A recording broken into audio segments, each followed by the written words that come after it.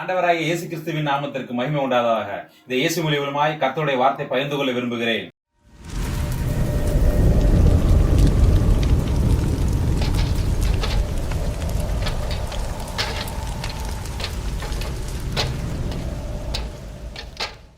வேதத்திலிருந்து ஒரு வசனத்தை காண்பிக்கிறேன். எபேசியர் 5வது அதிகாரம் 2வது வசனம். கிறிஸ்து நமக்காக தம்மை தேவனுக்கு சுகந்த வாசனையான காணிக்கையாகவும் பலியாகவும் ஒப்பு கொடுத்து நம்மை அன்பு கூர்ந்தது போல நீங்களும் அன்பிலே நடந்து கொள்ளுங்கள். பாவத்திலிருந்து மீட்பதற்காக ஆண்டவராகிய இயேசு கிறிஸ்து தன்னை தகன பலியாகவும் போஜன பலியாகவும் சமாதான பலியாகவும் குற்ற நிவாரண பலியாகவும் அவர் சிலுவையில ஒப்பு கொடுத்தார். பாவ நிவாரண பலியாக ஒப்பு கொடுத்து அடிக்கப்பட்டார்.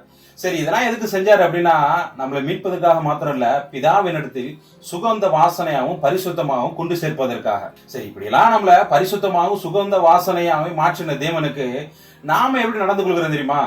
வேதத்தின் ஒரு வசனத்தை காண்பிக்கிறேன். 1 சாமுவேல் 15வது அதிகாரம் 21வது வசனம். ஜனங்களோ உம்முடைய தேவனாகிய கர்த்தருக்கு கில்காலிலே பலியிடுகிறதுக்காக கொள்ளைகளை சாபத்தீடாகும் ஆடு மாடுகளை பிரதானமானவைகளை பிடித்து கொண்டு வந்தார்கள் என்றான். கர்த்தர் நம்பி சவுலை ராஜாவா ஆக்கினதுக்கு அவன் செய்த காரியம் கர்த்தருக்கு பிரியமில்லாத மாத்திரல, கர்த்தர் அருவருக்கக்கூடிய காரியத்தை செய்யறான்.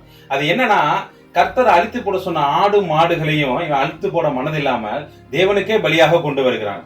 சரி, ஆடு மாடுகளை கர்த்தருக்காக தான் பலி கொண்டு வரான். இதுல என்ன இருக்கு அப்படின்னா, எருசலேமில் கர்த்தருக்கு பலி கொடுக்க எப்படி முதல் தரமானவர்கள் வளர்க்கப்பட்டதோ அதே போல அமிலேக்கருடைய கடவுள்களுக்கும் முதல் தரமானவர்கள் வளர்க்கப்பட்டது.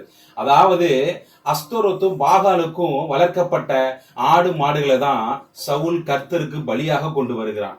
இதை பார்த்துதான் ஆண்டவர் சவுலை குறிச்சு மனஸ்தாபப்படுகிறார். நம்முடைய வாழ்க்கையில வார்த்தைகள் சரியில்லாம இருக்கு, நம்ம வாழ்க்கையில கிறிஸ்துவின் சிந்தை இல்லாம இருக்கு, நம்முடைய ட்ரெஸ் ஆளு பாதி ஆடை பாதிங்கிற மாதிரி ஆகிட்டு, நம்முடைய நேரத்தை மொபைல் திருடிட்டு இருக்கு.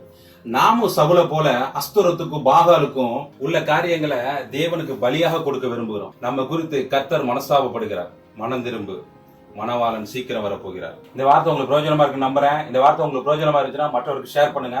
நீங்க ஷேர் பண்றது மூலமா மற்றவர்கள் இயேசு வழி மூலமா பிரயாணம் பண்ணட்டும். May God the Father, the Lord Jesus and the Holy Spirit protect and bless you. Amen.